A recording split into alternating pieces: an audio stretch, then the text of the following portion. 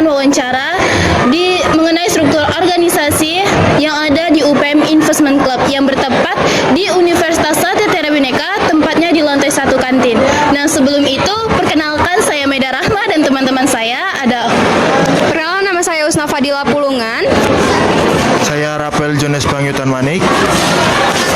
Perkenalkan, nama saya Melani Astika Sari. Nama saya Simon Marjan Silaban. Nah, untuk mengetahui lebih lanjut mengenai UPM Investment Club ini, yuk kita datangi ketuanya.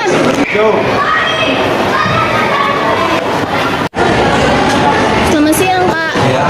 Maaf mengganggu waktunya. Boleh minta waktunya sebentar? Kami ingin mewawancarai mengenai struktur organisasi yang ada ini di Investment Club. Sebelumnya boleh perkenalkan diri Kakak? Oke, nama saya Divo Bazagaria Syahan dari Prodi Bisnis Digital, saya angkatan 2020. Nah, kalau boleh tahu apa sih jabatan Kakak di Investment Club? Saya sendiri, jabatan saya itu di UPM Investment Club itu sebagai ketua yang baru. Nah, untuk agar lebih enak nih mewawancarai Kakak, boleh kita cari tempat yang lebih kondusif? Boleh? Baik, Kak. A few moments later. Nah, izin bertanya Bang, mengenai bagaimana sih, apa sih visi dan misi dari terbentuknya organisasi Investment Club ini? Kalau visi dari kami itu membangun UPM Investment yang aktif, maju dan menjadi tempat belajar investasi yang bermanfaat bagi mahasiswa. Dan misi kami itu mengadakan pelatihan dan kelas investasi, mendorong anggota aktif belajar lewat diskusi, menjalin kerjasama baik, dan mendukung anggota mengembangkan keterampilan finansial untuk investasinya. Nah, untuk latar belakangnya, apa sih latar belakang dari terbentuknya organisasi ini dan strategi apa sih yang diperlukan dalam membentuk organisasi ini? Kalau latar belakangnya itu saya nanya dari ketua yang lalu, latar belakangnya itu untuk mahasiswa ini bisa berinvestasi dan mulai berinvestasi, karena investasi itu berguna untuk di masa depan kita nanti gitu. Jadi kita harus memulai sesuatu, kita memang harus memulai sesuatu itu dari nol, karena investasi itu kan juga dari nol kan. Nah, kita harus membangun semangat mahasiswa untuk berinvestasi di kemudian harinya, dan strateginya itu ya kita harus mengembangkan skill kita sebagai mahasiswa untuk investasi di kemudian hari. Nah, bisa jelaskan struktur organisasi yang ada di Investment Club kita? Kalau struktur organisasinya itu dari ketua, saya sendiri, wakil ketua, sekretaris, wakil sekretaris, dan bendahara. Sebenarnya kami ada mau menambahkan tim sosmed nantinya. Nah, bagaimana sih pembagian tugas struktur dalam organisasi investment ini?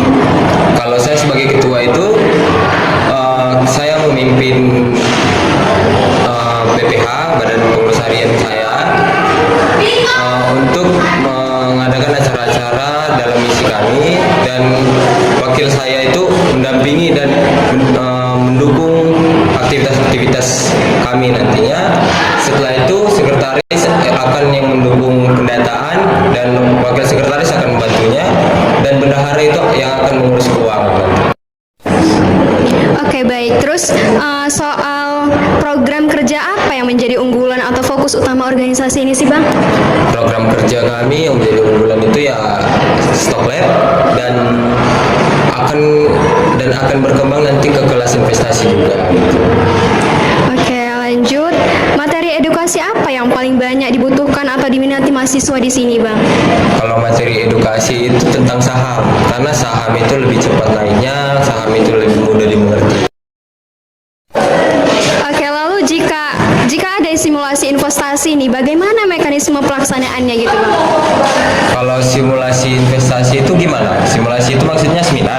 Iya. Oh, kalau seminar itu ya prosesnya, ya kita akan mengadakan seminar dan pendataan mahasiswa yang mau ikut seminar, dan kita juga pasti mengundang narasumber, dan kita akan mengurus gimana kita pembukaan, gimana kita mengisi acara itu, dan bagaimana kita menutupnya. Oke. Baik, bagaimana penerapan manajemen risiko dalam simulasi atau kegiatan edukasi itu, Bang? Ya, kalau resikonya pasti ada. Resikonya palingan harga saham itu tidak selalu naik, dia pasti naik turun, dan kita akan belajar itu nanti untuk cara pencegahannya. Gitu. Baik. Lalu tantangan terbesar dalam mengedukasi mahasiswa tentang investasi itu bagaimana? Tantangan terbesarnya gitu, Bang ya. Kalau tantangannya ya palingan tentang minat mahasiswanya itu mungkin belum ada, kayak kita sendiri juga kan masih keuangannya terbatas. Kalau investasi itu kan harus dengan uang dingin ya kan, harus dengan bekerja gitu. Jadi harus ada keuangan dari diri sendiri gitu. Itu loh.